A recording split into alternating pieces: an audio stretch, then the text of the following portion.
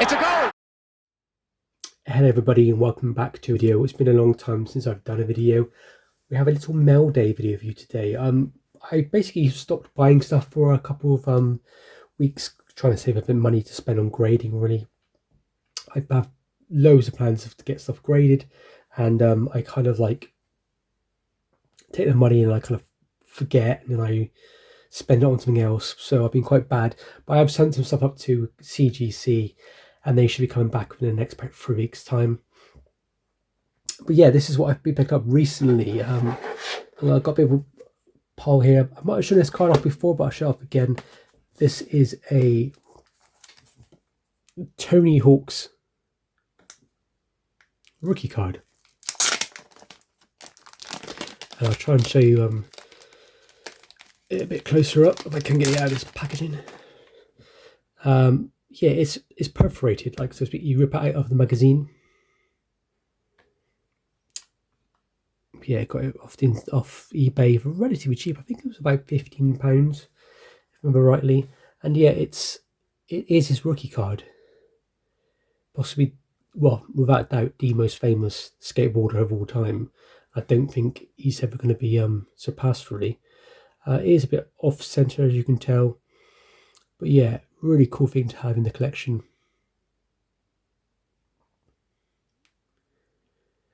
I really thought these were going to be worth a lot more, and some of them people are asking like hundreds of pounds for these. But yeah, they've already come up for sale, so to get one of these, I'm really happy with that. Let's put that down here. Next up is a bit of a weird thing I'm doing now.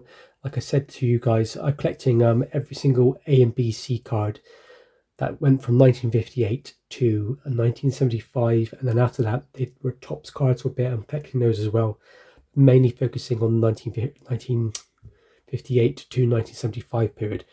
And then what I realised when I was collecting them, I was looking at Americans and how Americans collect baseball sets, and then that's when I realised, well, actually a lot of baseball sets people try and put together, they have wanted to try and put together like signed cards. So I picked this up, and this is a Colin Bell Man City legend, signed, I think it's 1968 maybe, 1970s.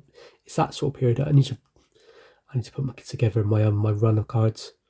What I've been doing is I put together the 1958 set and the 1963 set, and I'm now working on like series 2 of those sets. And when I've done, I'm going to then work on another set. So I've got boxes and boxes of A and B C cards trying to fill up gaps.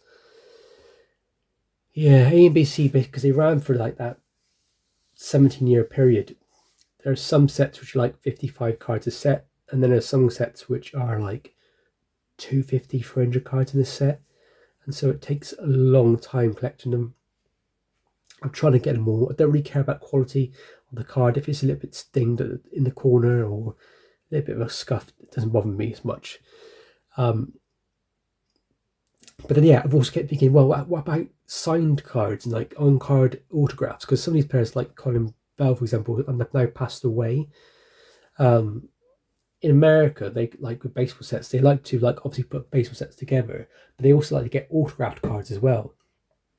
There's people putting together like 1930s Gaudi sets, looking for autograph sets. And yeah, because these players, you know, unless Topps or Panini reached out to them in the last 10 years, 15 years and said, here you go, would you sign and I'll do these sticker autos? You're not going to find many of these actually surviving. So yeah, happy to get add that to the collection. Now change the subject completely. Back on to this Leo Williamson card. Yes, it is Futera, but it is number 5 out of 9. Only 9 of these cards were ever made. I collect Leo Williamson. I PC her my collection. I've kind of stopped buying up the more modern stuff now, because her first card, so she has a card from like 2016, which is like a Top Trumps card. Then she has a sticker from 2019. Then she has a few stickers. Then she starts appearing in actual sets, and then more sets dedicated to Arsenal and dedicated to England. And I want to get all those cards, but after that, I'm just going to get to the point where I'm going to stop a bit, because it's just endless now. You can just so many numbered cards of Leo Williamson on the market. so many autographs now. Before, like literally a year and a half ago, there was nothing, and now there's absolutely loads. So unfortunately, I'm going to slow down my Leah Williamson collection a bit. I might still pick up nice stuff, like really good looking cards, autographs, patches, that sort of stuff, no numbered stuff when I see it, but I'm not going to heavily invest like I used to.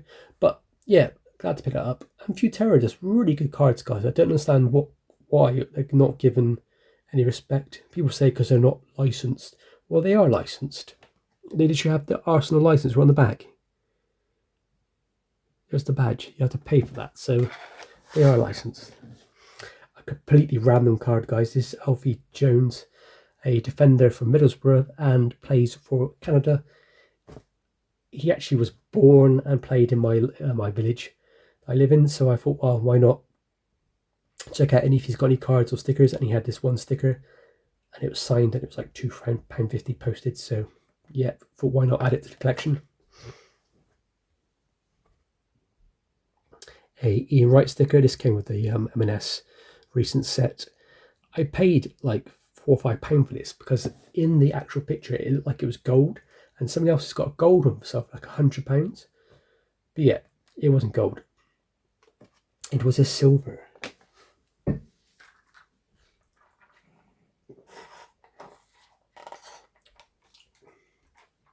I started looking again at trying to find some Stanley Matthews cards. When I first collected cards, like soccer cards, Stanley Matthews was the one I wanted to collect the most. And I collected like the rookies, and I collected a few things. And then I kind of gave up for the last 2 years. 3 years, I haven't collected many of his stuff, but I've started to get the bug again. So when I saw these for like, I think these were like £8. These are these, I think they're made by Tory Gillick's Internationals. Stanley Matthews number 17. They're quite like, feel like quite fragile. But yeah, there's Matthews. Then we have McKinnon, and then we have a Thornton, Scottish Internationals, and an English International. Yeah, the quality is not absolutely amazing, but I found out that actually these cards are worth like £10 to £15 each in the catalogue, as they call it. But Stanley Matthews is worth a bit more. So yeah, great to have that in my collection, and I will potentially start working on buying more Matthews. I'm trying to find some of the more rarer issues, I think. Change the subject completely to another sport this time. I am actually trying to put this set together. I think it's a set of 33 cards. We have a Mike, I think it's a Mike McCormick baseball card, and I can't even say that, Tommy something? Tommy Harris? So I basically, when I first started collecting cards, I used to collect PSA only graded cards. I only collect baseball. I wanted vintage baseball. And so I was picking up these cards whenever I could. I picked up a few Mantle card, and it was one of these. This is from a 1968 actual, it's like a game you play. And so there's 33 cards in this set, and I started buying up the cards graded. I would only get PSA graded ones. Got about 6 or 7 in the collection. And then basically I cannot find these cards graded by PSA for sale in the UK. Loads are for sale in the States. But the problem is the States, they'll be like, this card graded in a 7 will be like £30. Brilliant. The postage is £25. Import tax is going to be £25-30 on top of it. So you're looking like £100 plus for one card, and it's like, well, I don't know if I want to do it that way. But every now and then, a raw card of these appears on eBay, and I would buy them up. And then it the well kind of went dry for a bit, and then I went on Vinted for the first time ever and started looking on there, and I found these two for sale for £4 each. So what a bargain for me. Yeah, they're a bit off centre, they're a bit like old. They are vintage. They are like nearly 60 years old. Yeah, so 2 players I don't really know much about. But yeah, I think I got about 13 cards now from this set. I got most of the big hitters as well, so I just need to get well, my problem is here is, do I send these up to PSA and wait like a year and a half to get them back? Or do I send them up to CGC and wait like 6 months to get them back? Which then means I then have to send my PSA ones back up to CGC as well, so that they would all match. That's a lot of money and a lot of time. Luckily CGC is quite cheap. But yeah. But still, it's glad to have these in my collection. I don't have to worry about that right now. Then we've got 3 more cards to go, guys. Got this Leah Volti. I really liked Leah Volti when she played for Arsenal, which is really good. Sad that she went, hoping that she might come back. But she went to Juventus for like a year season. But yeah, there are cards, there are Arsenal cards, there's like I think it's called Arsenal Forever set something. I got one of those autos, but I just wanted one which in this set, and I thought this is quite nice. Topps Chrome out of 99. It cost me like £20 posted. Leah Volti. One thing I would say, guys, is I'm not actually that bothered about collecting cards that are really low numbered for autographs, unless it's something really, really kind of like highly collectible, because there's no point paying £20 for a 99 and then paying like 300 quid for like an out of 20. What's the point? It's like there's no point. So yeah, love the card, thought it looked quite nice. Couldn't say no. And then my last 2 cards. This is a card I've been looking forward for a while. I've got multiples of these in my collection. This is George Best A and B C, 1967, 68, I think it is. Probably my favourite set, I think, because it looks so colourful. I think there's only 55 cards in this set, and George Best is number 13. This set's really, really hard, like most AMV sets, to get in high grade. It always looks wrong because the centering's slightly off. There's stains, there's scratches the surface, and obviously like the corners and edges, but also the actual picture itself, the printing plates, I think it's called the registry is what they refer to it as. They kind of shifts, and when it shifts, it gives like a weird like double image, which makes the card look really bad. And I've got like loads of these cards where they look like that. I've always wanted to send one of these off to get graded to be part of my George Best collection and also part of my ABC collection. And it looks like I'm probably going to be able to send this one off to get graded. It's the nicest one I've ever bought. This is like £10. Usually they sell for a lot more. Yeah, very glad to get that. Right, last but not least, I got another rookie card of David Beckham. This is his LCD rookie card. This is the very first card of him. It's not the actual Topps card as people think it is. This is like £25. These are getting quite hard to find, especially in good condition.